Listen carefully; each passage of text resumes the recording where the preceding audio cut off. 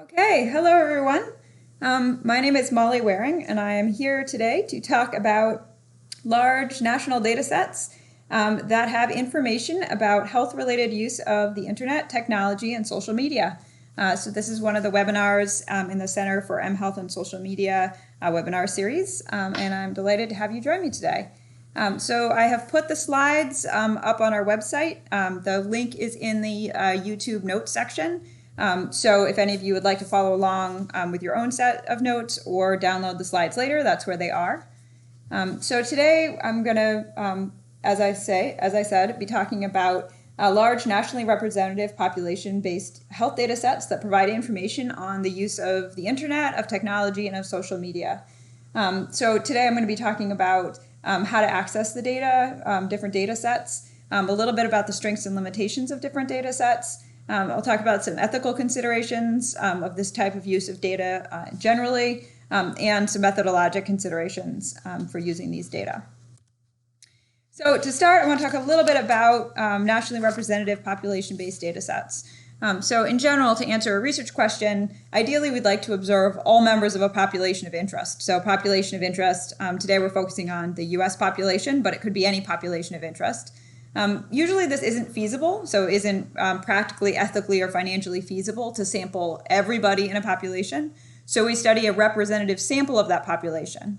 So the sampling unit might be individuals, it might be dyads, it might be a household, or you can think of other sampling units. But you essentially sample units of the population, and then you want to have make an inference about the whole population based on your sample. And with appropriate statistical inference, you can attribute something or make a statement about the population from your sample. So the basic idea with a sampling weight is that if you take a random sample, a probability sample of a population, you can create a sampling weight which represents, for each sampled person, the number of people in the population that that person represents. So say we sampled all members of a population, then each person would represent themselves. They'd represent one person, and they'd have a sampling weight of 1. If you took a simple random sample with a sampling rate of 1 out of 200, then each sampled person would represent 200 people, and then each person would have a weight of 1 over 200. With more complex sampling, which is what is used for these large national surveys, the sampling weight is the probability of selection, but it's not as simple as, oh, we asked 1 out of every 200 people in the US these questions. Typically, there is stage sampling, so you might select counties within the US, and then a segment of the county, and then a household, and then an individual within a household. So you can backtrack somebody's probability of selection based on their probability of being selected at each stage.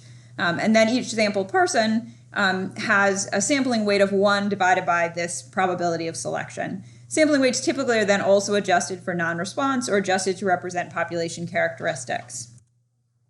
Then you can take these sampling weights and you can weight the analysis so that each person's responses are weighted by how many people in the population they represent. So all of the data sets, or almost the data sets we'll be talking about today, in order to get nationally representative answers, you need to do these appropriately weighted analyses so that the results represent the population and not just the sample.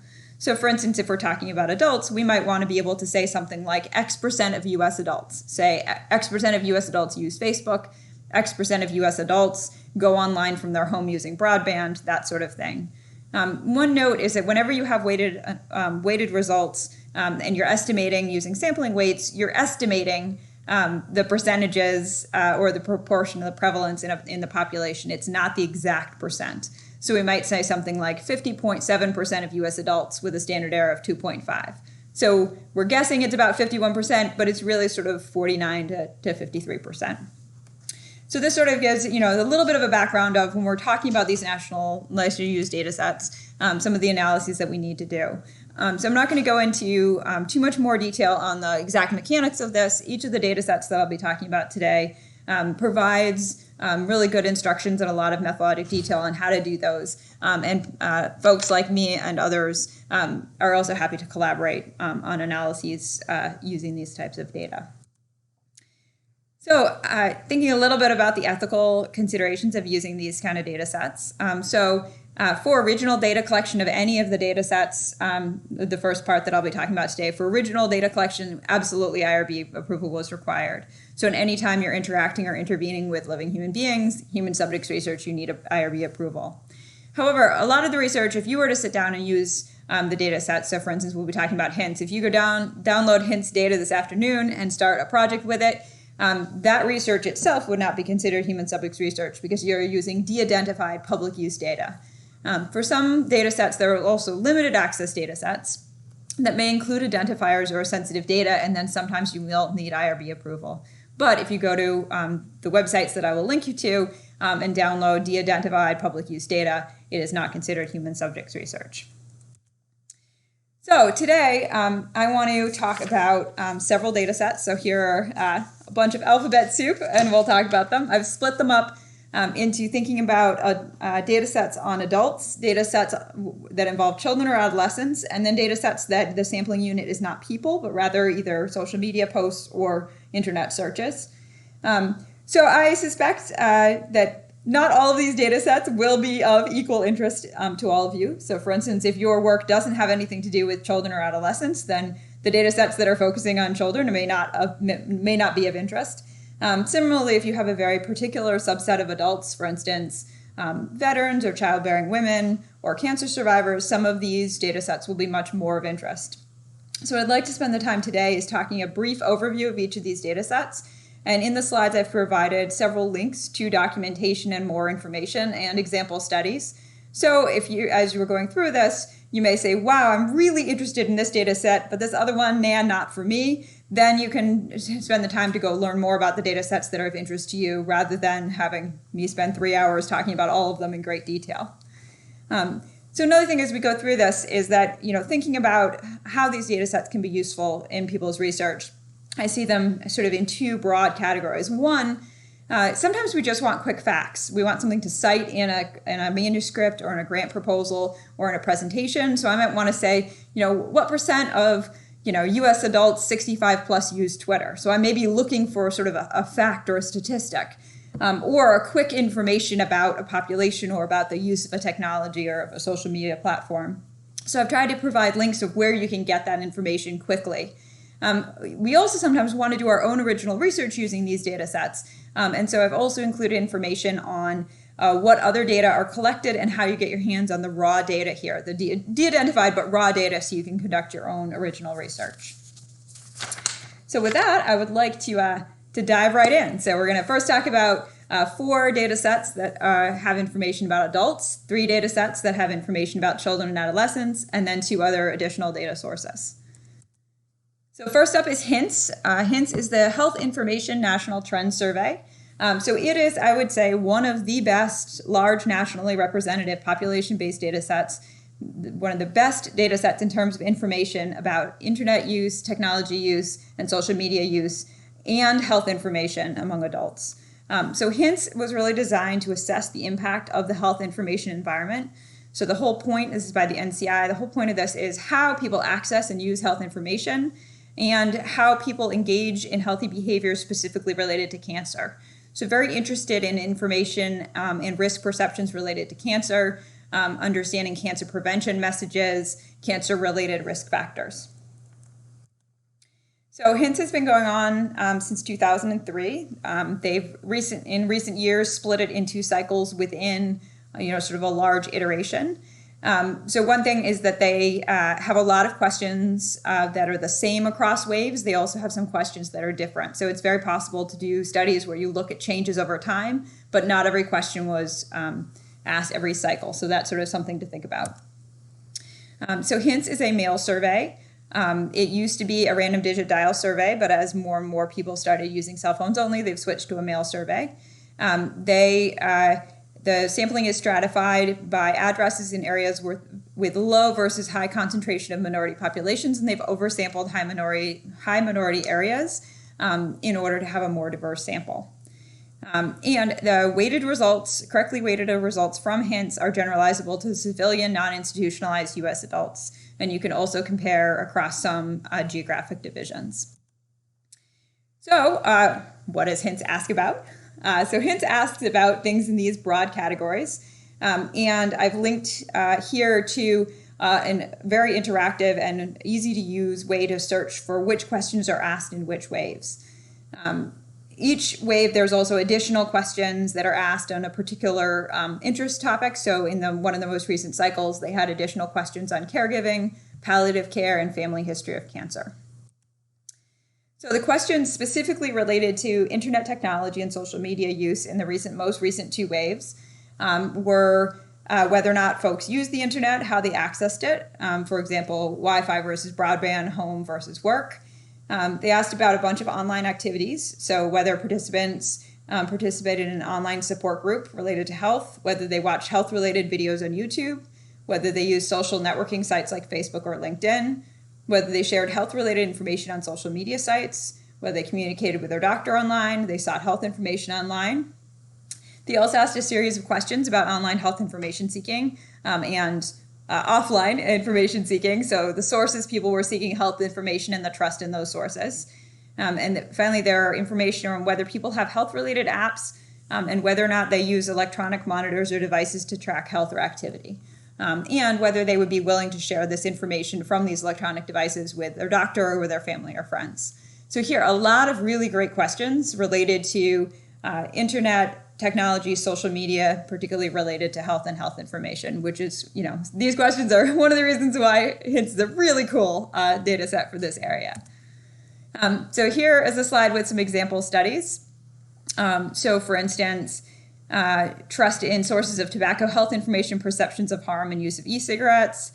Another one is use of mobile health applications for health promoting behaviors among individuals with chronic medical conditions. So these are the kind of things that they can ask with these more internet technology, social media questions, and the rest of their questions related to health and cancer health. So to access HINTS data, one thing that is fabulous about HINTS is that in their sort of search thing for questions, you can click right on any of these little green buttons for a particular cycle, and it will bring up not only the number of survey respondents and the survey percent or the sample percent that had different responses, but it will also give you the estimate in the US adult population. So in this example, this is the question asking whether participants in the past 12 months had participated in an online support group for people with a similar health or medical issue. And here we can see that almost 14 million an estimated roughly 14 million U.S. adults do engage in this behavior, which is about 5.6% of the U.S. adult population. So this is really great for, say, you're doing a presentation or another thing where you need a quick statistics or you want to get a sense of, okay, if I'm going to be doing something, are there people out there that would be needing what I'm thinking about or what's the risk pool here. In terms of downloading HINTS data sets, you have to agree to use it appropriately and for good. But then you can download the data. There's versions in SAS, Stata, and SPSS. Here I've just taken a little screenshot of what the SAS version looks like. So it comes with documentation and formats already written in the methodology reports. And one thing that's really helpful is an annotated survey instrument. So it will tell you the exact question, the variable name, and then what the different response options are called. I've used HINTS data a little bit, and it's very nicely put together. It's easy to use. So a couple of considerations if you're thinking about HINTS data. So one is that it's very much focused on cancer-related risk perceptions, communication, information seeking, knowledge, and cancer and screening and prevention. So it is absolutely a fantastic data set if you're interested in cancer-related health and cancer-related health information. It has limited or no data on some other health topics. So there may be, if your interests are not connected to cancer or cancer risk factors, it may be not as interesting to you. As I said before, you can examine trends across time, although not every question was asked in every cycle, so that can be something to check. And, as with any survey, data are self-reported and each individual wave is cross-sectional.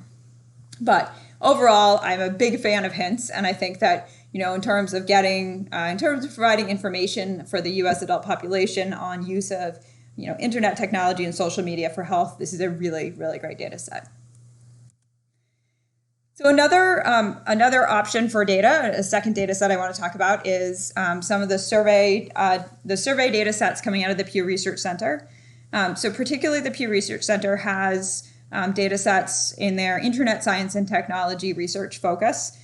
So that is the section of their researchers that are focused on science and technology and how science and technology changes affect families, communities, education, etc. So Pew has a lot of other topics, but specifically related to social media, internet technology use. They do a random digit dial sample of landlines and cell phones, and they, with appropriate sample weights, the results are representative of the U.S. adult population. So the questions of interest vary from survey to survey.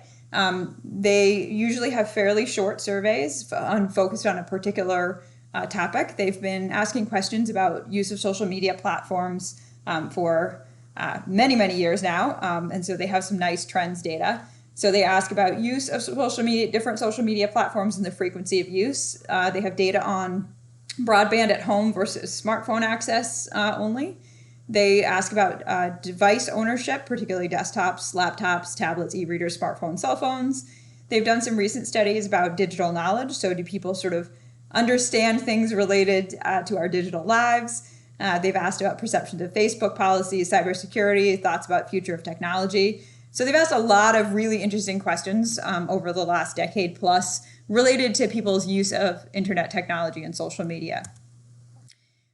So I use Pew Research fact sheets and reports a lot as I'm writing grants and writing papers related to the use of social media for various health-related things. So they have a lot of fact sheets, which are really helpful, and then reports that are focused on a particular topic.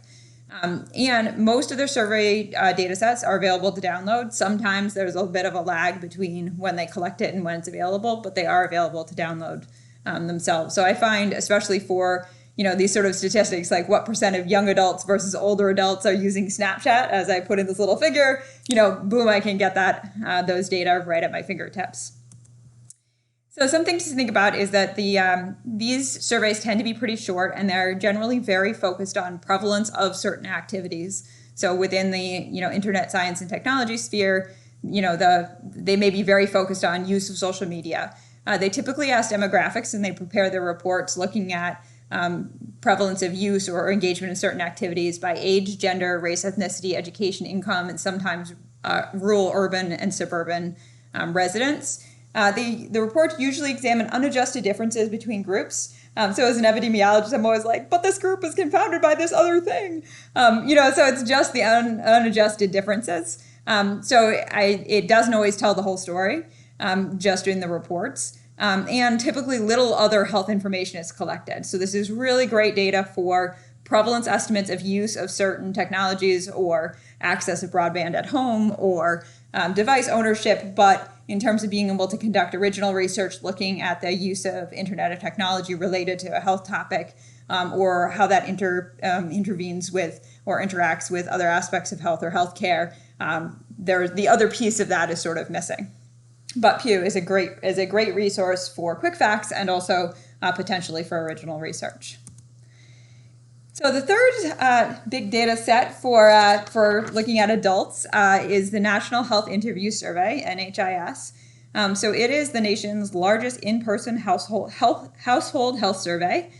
So in 2018, they sampled 25,000 adults and 8,000 children. It's been collected continuously since 1957. Obviously, 1957, they weren't asking about Facebook or using the internet, but they have been, doing this survey for a very long time at this point. This survey collects information on health status and conditions, disability, access to and use of health services, health insurance coverage, immunizations, risk factors, and health-related behaviors. And the results are generalizable to the civilian, non-institutionalized U.S. population. So every year there's a set of core questionnaires. So here you can see the questionnaires that they ask of adults, that they ask of sample children, and they ask about the household or the family. I've highlighted here. So if you look at this, there's a lot about health insurance and health status and family composition and healthcare behaviors and treatments. There is some on health behaviors. So particularly, I've noted cigarette smoking, leisure time, physical activity, alcohol use, and height and weight, if you're interested. in weight changes or BMI. In addition to these core surveys, they also have supplemental surveys. In the last several years, they've had a supplemental survey on internet and email usage. So the questions, they differ a little bit year to year, but in recent years, they've asked about use of the internet overall, use of email, and also whether participants have used a computer to look online for health information, used a computer to fill a prescription, schedule a medical appointment, communicate with a healthcare provider. And again, note that the questions differ a little bit year to year. So some years they may have a slightly different set of questions regarding sort of these health IT activities. So here are some example studies. For instance, recently somebody was looking at these sort of different health information technology uses and getting a flu vaccine, or looking at different sort of these different online engagement or health information technology activities by different Latino subgroups, or adults with and without chronic healthcare conditions, to sort of give you an idea of the kind of research that can be done with National Health Interview Survey data. So they have lots of data briefs already written. There are some quick stats, again, so if you just want some quick numbers on things, and then you can download the entire data sets for each year and do the analyses yourself. Again, these analyses would have to take into account the sample weights and use appropriate statistical techniques to get nationally representative results. So a couple of considerations for using these data. Again, self-reported and it's cross-sectional. The data, it really has a focus on health insurance, medical conditions, and healthcare utilization and household composition. So depending on the health topic that you're really interested in, they may have great coverage of your questions of interest and may have less good coverage. There's also sort of things related to internet technology and social media that they don't ask about. They ask what they ask about. And again, as I said, you can combine across years. So this is another data set to think about. So the final data set looking at adult respondents is the current population survey. So this is jointly sponsored by the Census Bureau and the Bureau for Labor Statistics. And it is the primary source of labor force statistics for the U.S. So this is really a survey that is focused on labor force participation, employment, unemployment, who's not in the workforce, hours of work per week or per year, earnings, and demographics.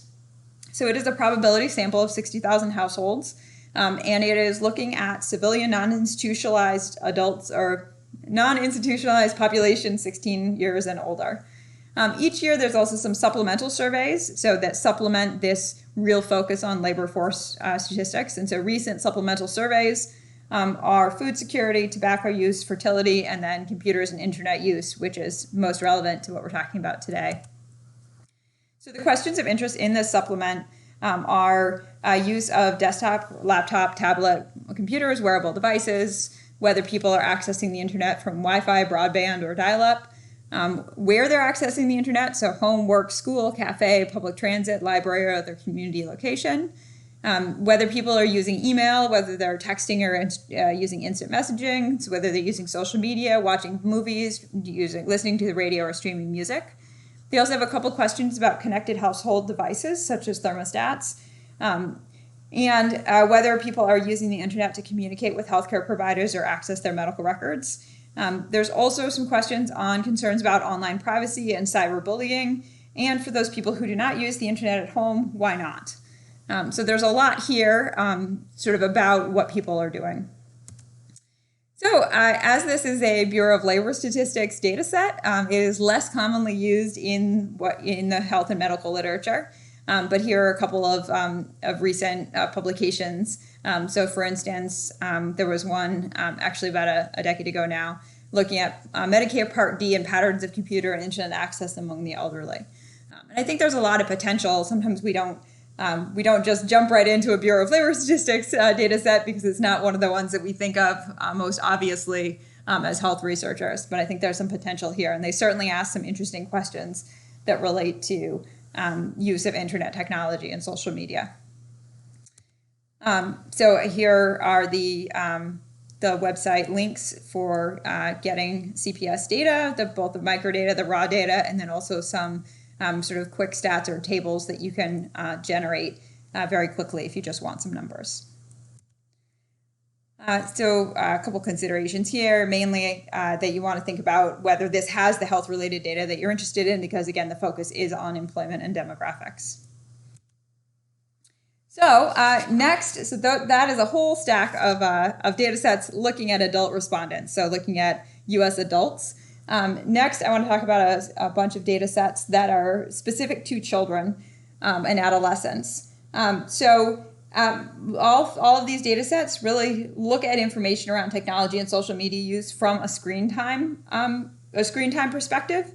So they're really thinking of, really seems like they're thinking of and conceptualizing and asking questions related to the use of internet and technology and social media, because they're trying to get at sedentary time or screen time among children and adolescents. So I'm going to give a brief overview of 3 data sets, Flashy, Yerbus, and then a National Survey of Children's Health.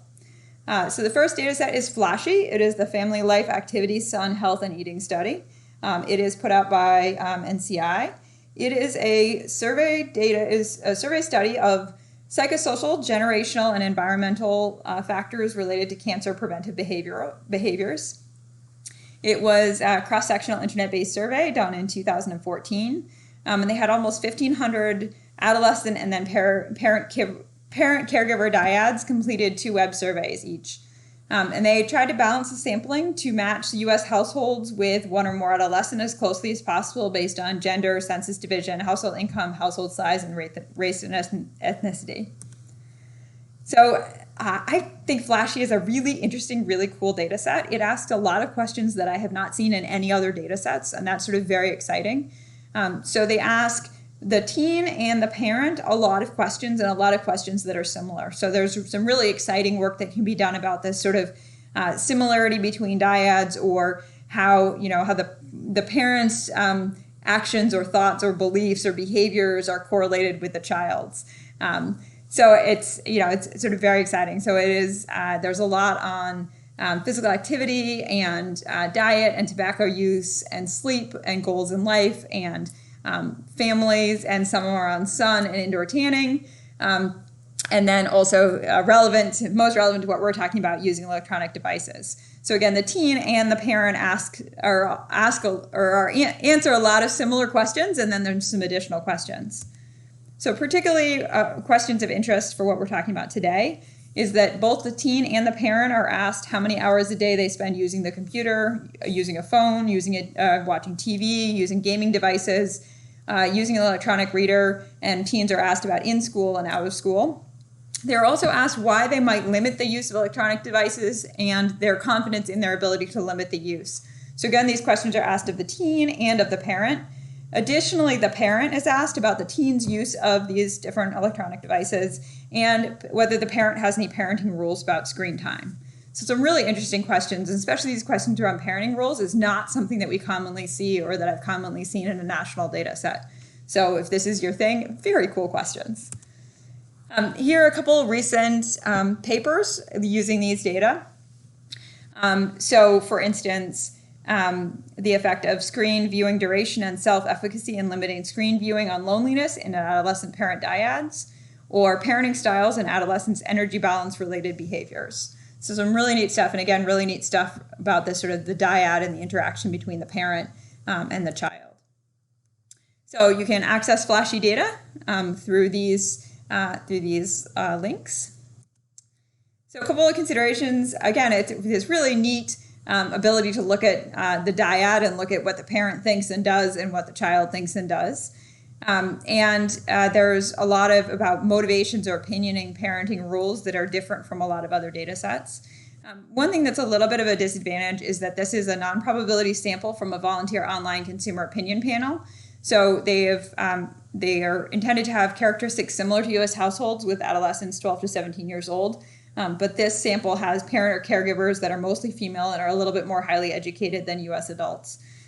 So that's just something to think about. But again, very cool data if this is your thing. So the next survey is the Youth Risk Behavior Survey, Yerbus.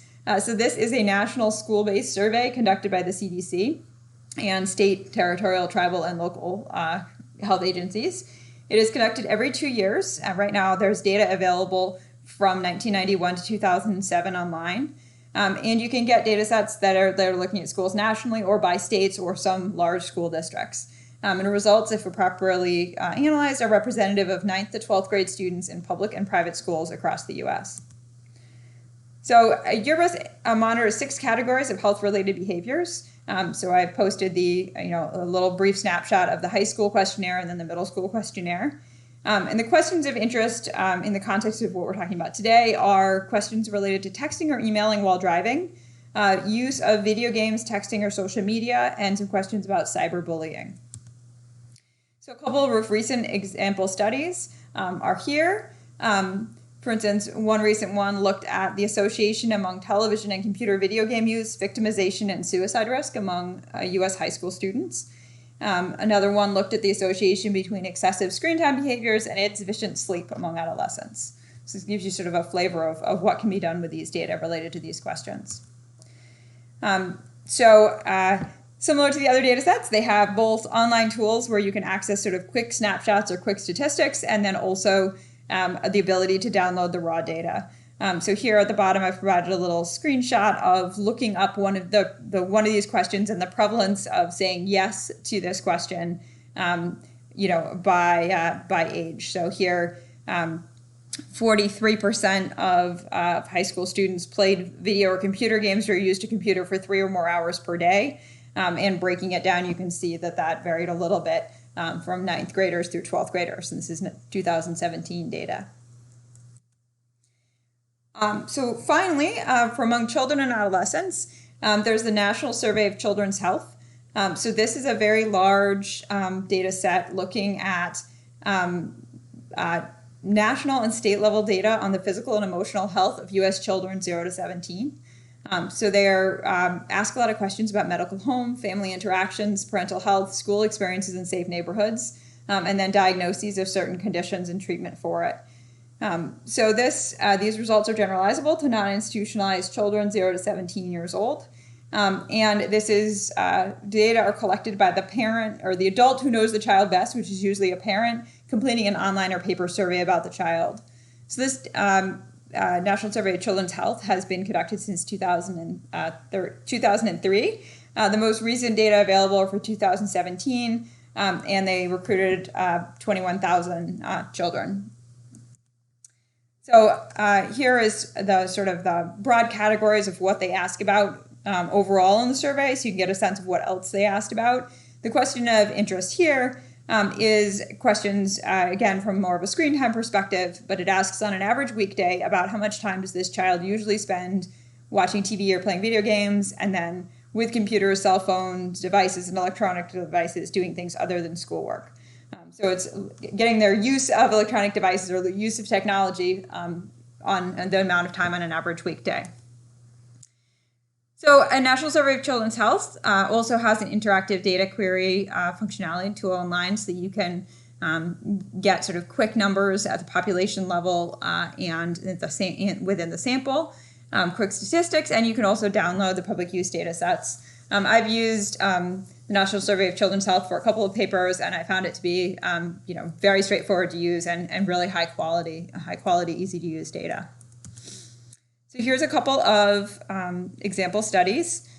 So for instance, physical activity, screen time, and sleep duration among youth with chronic health conditions in the U.S., or profiles of sedentary behavior in children and adolescents. So that is a bunch of data sets for looking at use of internet technology, social media among adults, and then among children and adolescents. So the last 2 data sources I'd like to talk to you about are a bit different than these large nationally representative population-based health surveys. These last 2 types of data are also population-based in that they are from the population, but they represent the whole population rather than a sample. So the first data set is Twitter, so particularly thinking about public tweets.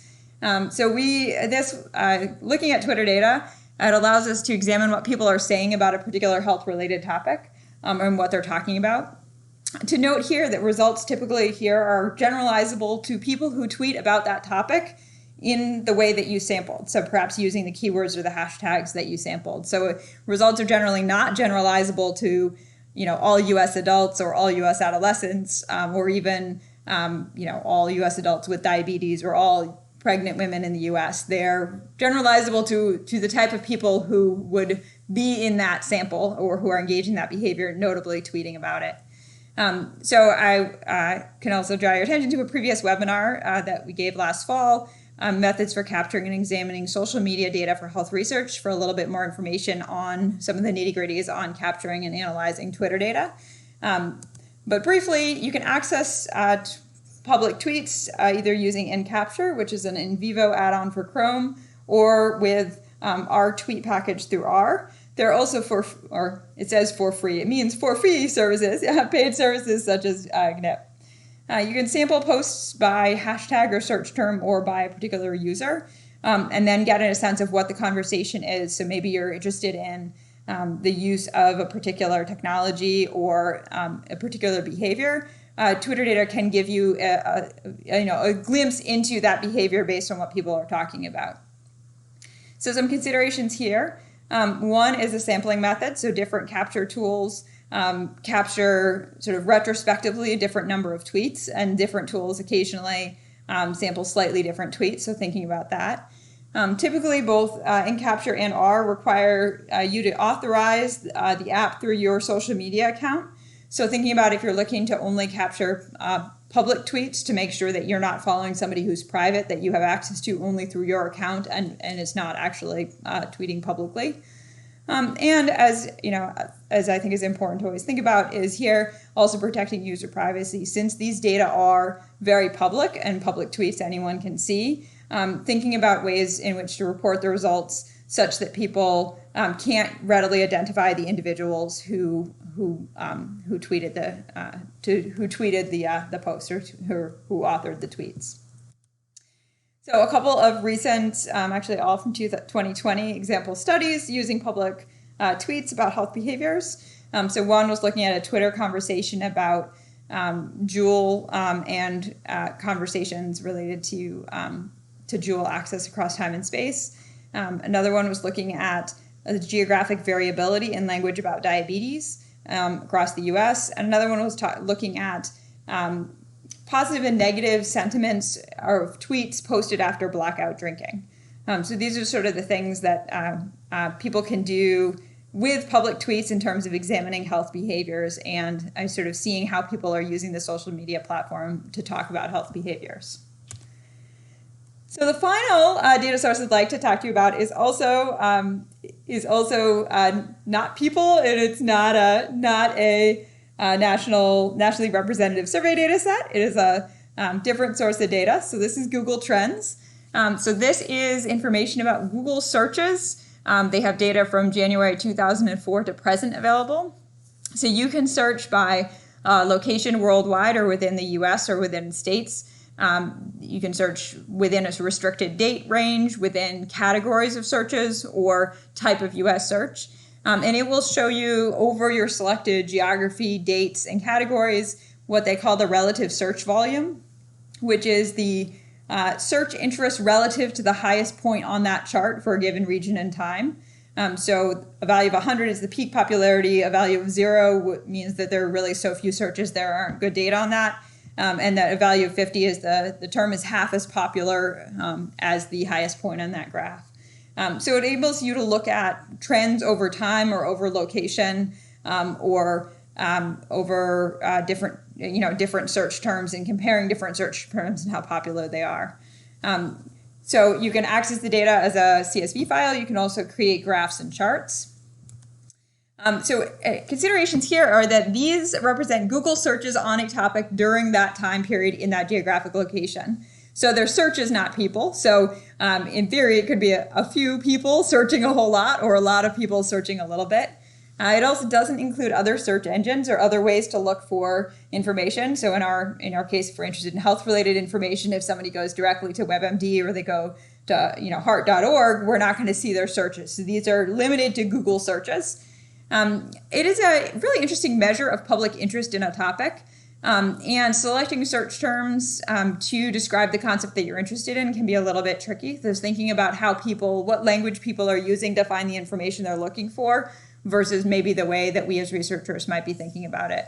It is very interesting to look at long-term or seasonal trends, and you can compare about across geographic regions. So you can see, are people in certain areas searching for terms or searching for topics more than folks in other geographic regions.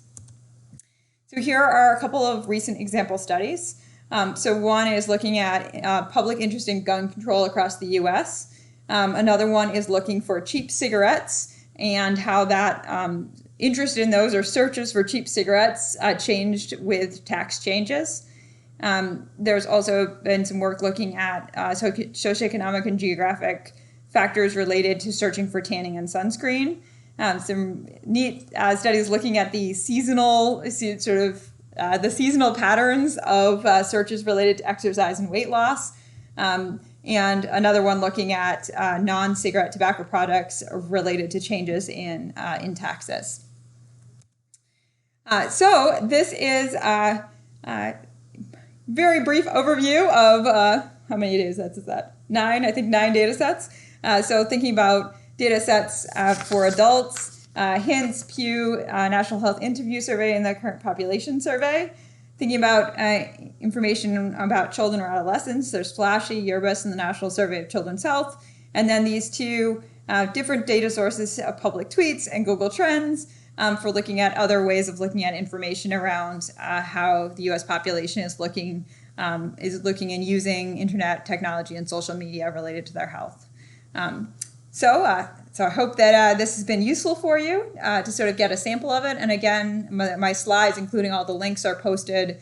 There's information in the YouTube description and then posted on the Center for mHealth and Social Media website. You can download the slides and click through to all the links. If you're interested in learning more about using large population-based data sets, particularly more of the nitty-gritties about how to conduct these weighted analyses and more about how the sample weights are constructed and the sampling procedures for these studies. I teach a graduate class in the fall at the UConn Stores campus. I also give a little shout out to our graduate program. We have a master's and PhD program in health promotion sciences. And I take students, and I'm happy to work with students who have a particular interest in using these kind of data sets to answer health-related questions. And finally, while I have your attention, the UConn Center for mHealth and Social Media Annual Conference is virtual this year. So I know we are all cannot gather in person, but we can gather virtually. So the conference is on May 14th and 15th. The theme this year is Building an Evidence Base for Commercially Available Technology. We've got a really fantastic lineup of speakers, and our agenda is just great. So I've included the links here. Where registration is currently open right now, and we're accepting abstract submissions through this Friday. And in lieu of a standard paper poster, we're going to have people do a 1-minute video about their abstract. So please check us out, and we hope to see you then. So thank you all for joining me today. I'm happy to take some questions. If you go to YouTube and do the live chat, I'm happy to answer some questions.